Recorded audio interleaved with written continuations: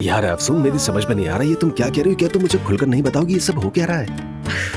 यार हद है अली, कैसी बातें कर रहे हो? बार बार क्यों पूछ रहे हो मुझसे कि क्या करी हो, कब जाओगी? छोड़ो भी ना ये सब बातें, जाने दो अब इन बातों को। मेरी मर्जी में जब भी जाऊँ, तुम्हें इससे क्या?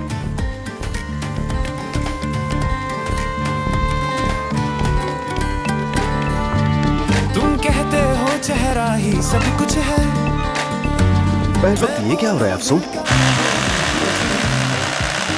मैं कह रही हूँ मेरे और तुम्हारे आने से पहले परवीन साहिबा और काया साहब ने भी ये सब देखा होगा। अरे क्या है ये? क्या हो रहा है? क्या मसला है? यही वक्त मिला है ये सब करने का? और कोई वक्त नहीं था क्या तुम्हारे पास?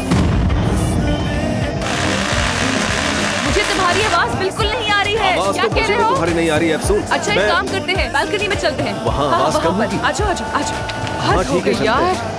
अरे क्या मसला अरे है? रिलैक्स हो जाओ अफसून, चलो।